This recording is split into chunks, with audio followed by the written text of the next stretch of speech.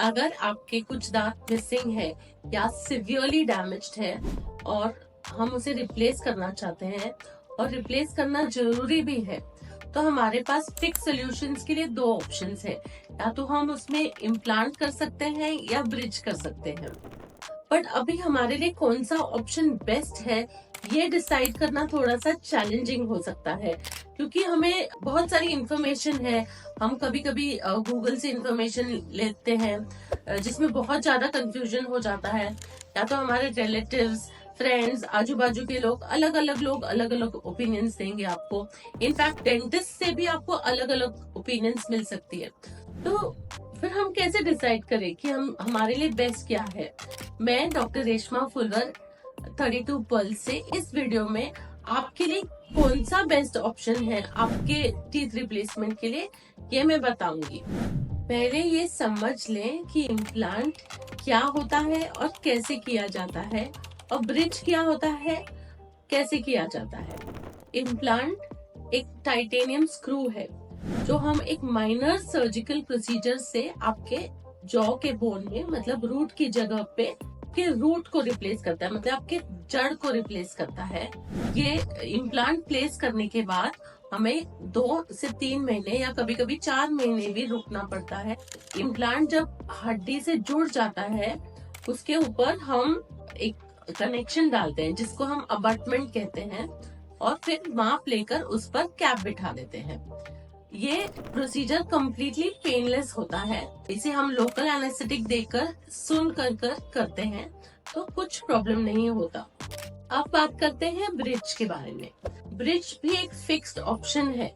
इसमें क्या होता है, अगर आपका एक टूथ मिसिंग है तो आजू बाजू के 2 दांतों का सपोर्ट लेकर बीच में एक दांत बिठा लो। जो मिसिंग टूथ है उससे सपोर्ट मिलता है आपके आजू बाजू के दांतों से।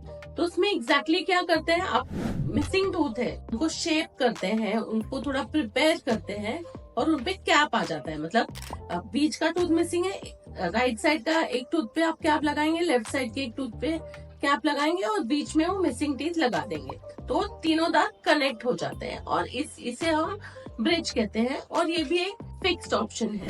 अब हम दोनों प्रोसीजर्स के बेसिक डिफरेंसेस को समझते हैं। नंबर 1, इम्प्लांट एक माइनर सर्जिकल प्रोसीजर है और ब्रिज में सर्जरी की कोई जरूरत नहीं। ब्रिज में होता क्या है कि हम साइड के टीथ का सपोर्ट लेकर बीच में हम एक दांत बिठा देते हैं। तो अगर वो सपोर्टिंग टीथ में कुछ प्रॉब्लम है या वो वीक है तो वो आपके ब्रिज को कैसे सपोर्ट करेंगे।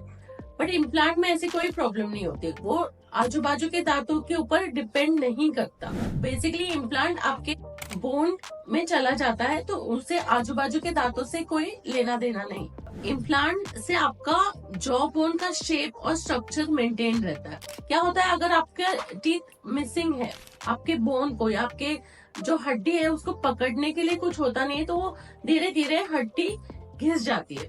तो इम्प्लांट का ये एक एडवांटेज है कि आपकी हड्डी की हाइट मेंटेन रहती है। कि हाइट मेंटेन रहती है तो आपका फेस का स्ट्रक्चर नहीं बदलता और लॉन्ग टर्म में आपका अपीयरेंस भी नहीं बदलता। तो ये एक बेसिक एडवांटेज है। नेक्स्ट बात करते हैं लाइफ एक्सपेक्टेंसी की। दोनों इम्प्लांट और ब्रिज सालों साल चल सकते हैं। इम्प्लांट बेसिकली आपके बोन से जुड़ जाता है तो स्ट्रॉन्ग है और काफी साल चलता है, लाइफ लॉन्ग भी चल सकता है। ब्रिज भी अगर अच्छे से किया जाए और सपोर्टिंग टीथ अच्छे हो तो वो भी सालों साल चल जाते हैं। बट एक प्रॉब्लम ब्रिज में है कि हम साइड की टीथ जो है जिसपे हमने कैप बिठाया है, हो सकता है लॉन्ग टर्म में उसमें प्रॉब्लम आ सकती है और एडिशनल ट्रीटमेंट की जरूरत पड़ सकती है। इम्प्लांट में ऐसा नहीं है, एडिशनल ट्रीटमेंट एज सच की जरूरत नहीं पड़ती। कॉस्ट की, सो अगर हम मेटल सेरामिक ब्रिज करते हैं, मेटल सेरामिक ब्रिज मतलब जो कैप हम लगाते हैं, तो अगर मेटल सेरामिक की करे, यानी कि जिसमें जो कैप में मेटल का कोटिंग होता है अंदर से और ऊपर से फुल सेरामिक होता है, इसे हम मेटल सेरामिक ब्रिज कहते हैं। एक टूथ मिसिंग है तो 3 यूनिट का ब्रिज बनता है, मतलब बीच में मिसिंग टूथ और साइड के 2 कैप। उसका कॉस्ट अप्रोक्सीमेटली 25 to 30,000 तक होता है। तो ये हो गया मेटल सेरामिक ब्रिज। ये डेफिनेटली आपके इम्प्लांट की कॉस्ट से काफी कम होता है। बट अगर हम फुल सेरामिक या जर्कोनिया कैप्स करते हैं, 3 यूनिट्स करते हैं, तो उसका लगभग कॉस्ट इम्प्लांट जितना ही होता है। फिर इम्प्लांट का कॉस्ट लेते हैं तो इम्प्लांट अप्रोक्सीमेटली अबाउट 30,000 to 50,000 तक होता है।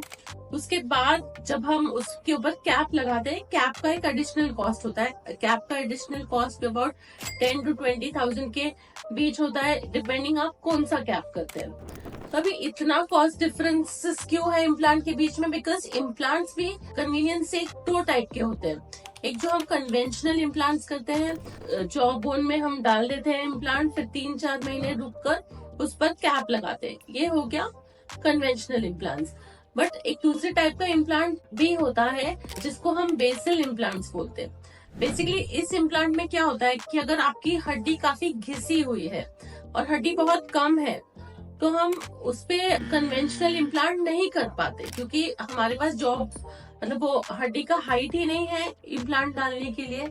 तो उसमें हम बेसल इम्प्लांट्स कर सकते हैं। बेसल इम्प्लांट्स में क्या होता है, हम आपकी जो बेस बोन है, जो एकदम डेंस बोन है, कॉर्टिकल बोन है, उसका सपोर्ट लेके इम्प्लांट प्लेस करते हैं। ये इम्प्लांट का एक एडवांटेज ये है कि आपको 72 आवर्स में आपको फिक्स टीथ मिल सकते हैं।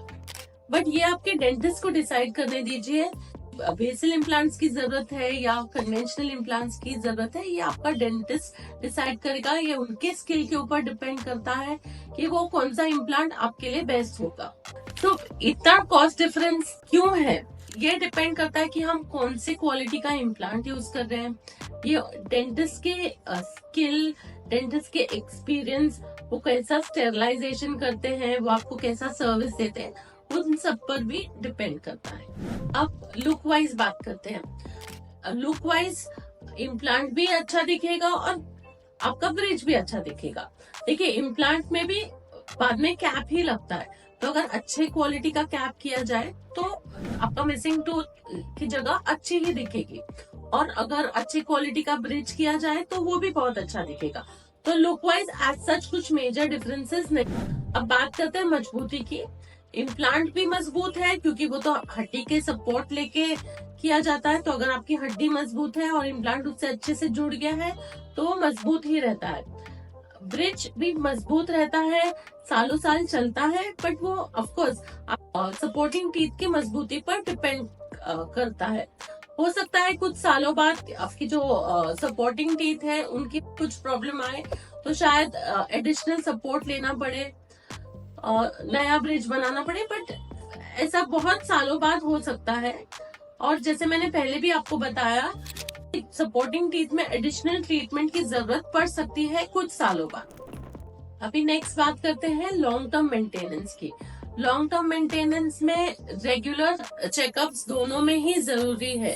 आपको इट्स बेटर कि हर 6 महीने में या कम से कम साल में एक बार आप आपके डेंटिस्ट को विजिट करिए, बिकॉज जो आपने इम्प्लांट करवाया है या ब्रिज कराया है उसके आजू बाजू के मसूड़े में डिपॉजिट्स हो सकते हैं, जिसे हमें क्लीन करना जरूरी होता है।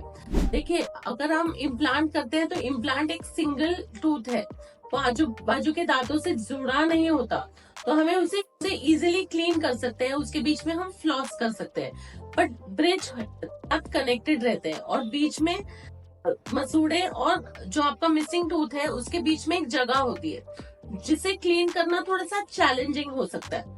तो अगर लॉन्ग टर्म मेंटेनेंस की बात करें तो इम्प्लांट को मेंटेन करना ज्यादा इजी होता है। अगर आपको आपके नेचुरल टीथ को डिस्टर्ब नहीं करना, उन्हें छेड़ना नहीं है, तो इम्प्लांट आपके लिए बेस्ट सोल्यूशन है। मैं रेकमेंड करूंगी कि अगर पॉसिबल है तो इम्प्लांट ही करिए। स्पेशली यंग लोगों को मैं यही कहूंगी कि आपके लिए इम्प्लांट बेस्ट ऑप्शन है। आजू बाजू के दांतों को मत छेड़िए और इम्प्लांट जरूर करिए।